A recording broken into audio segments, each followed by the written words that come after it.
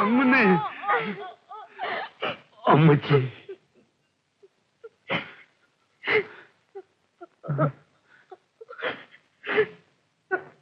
രക്ഷയില്ലെന്ന് പപ്പു പറഞ്ഞു.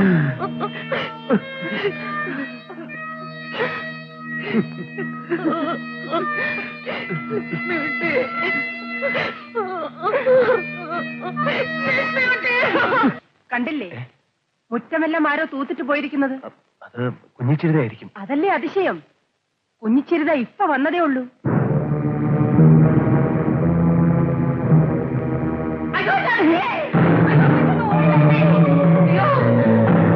ഇത് കണ്ടില്ലേ, കുട്ടത്തിൽ ധാരാളം വെള്ളം കോരി വെച്ചിരിക്കുന്നു.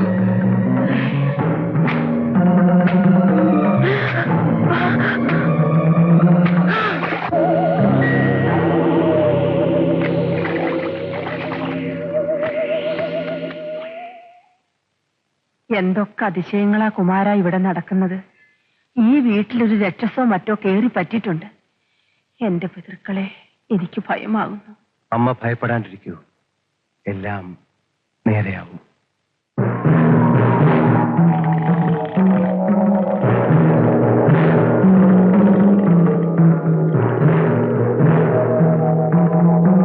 ശങ്കുശാരേ. ഓ ഓ ഓ ആ തേങ്ങാക്കൂട് ഒന്ന് വൃത്തിയാക്കിയിടണം. ഓ, രാത്രിയിൽ ഒരു പൂജ നടത്താനാ. ഓ,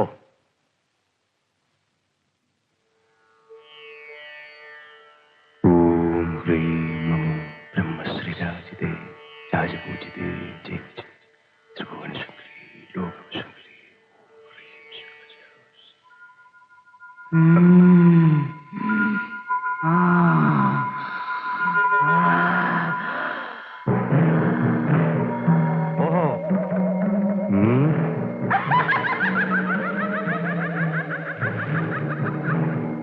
പരിഹസിക്കുകയാണോ?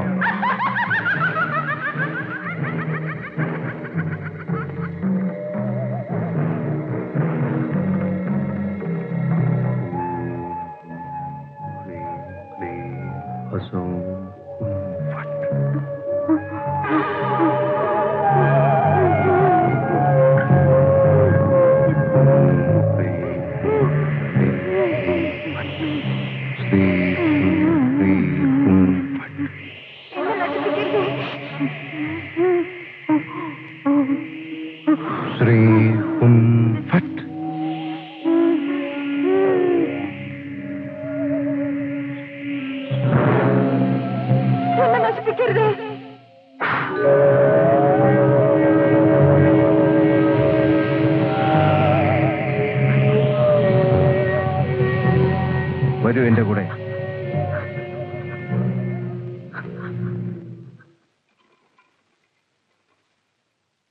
ശരി, നീ ഇനി ഇതിനുള്ളിൽ കഴിഞ്ഞോളൂ. അവിടുത്തെ ഇഷ്ടം.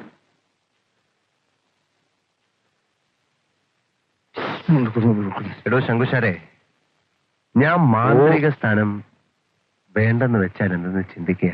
അയ്യോ, അതെന്താങ്ങുന്നേ? കുടുംബസ്ഥനാകാൻ താനെന്താ ഒന്നും മിണ്ടാത്തത്? അയ്യോ, മിണ്ടാനുള്ള ശക്തി ഇല്ലേ?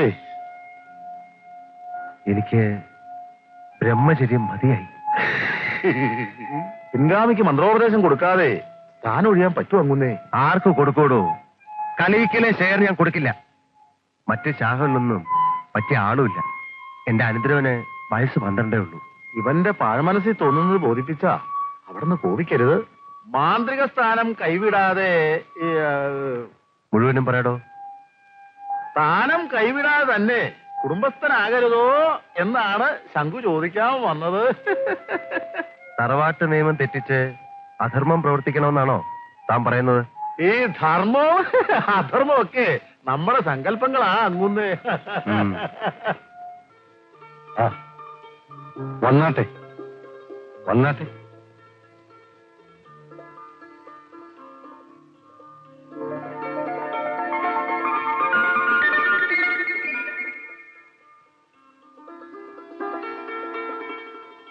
കുട്ടിയെ വിളിക്കൂ.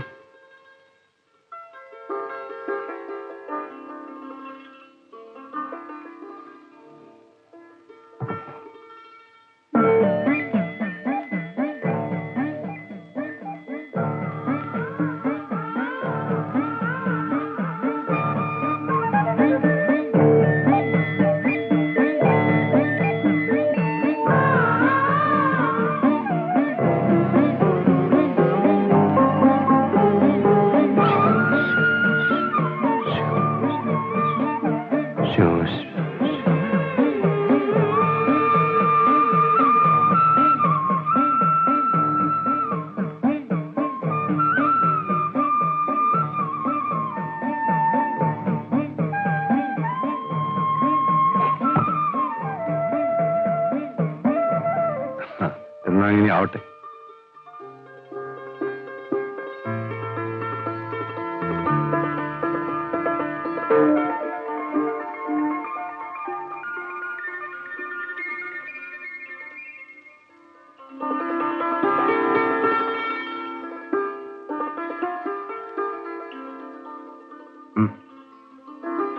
കേശവനാരുടെ മകളെ താൻ കണ്ടില്ലേ? അയ്യോ, ഞാൻ നേരത്തെ കണ്ടിട്ടുണ്ട്. മഹാലക്ഷ്മിയെ പോലൊരു പെൺകൊച്ച്.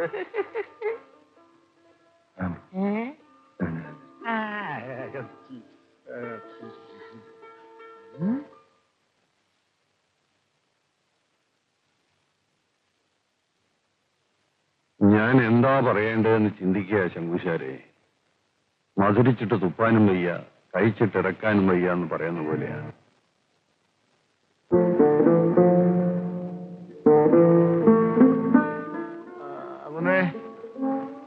ശങ്കുശാരെ,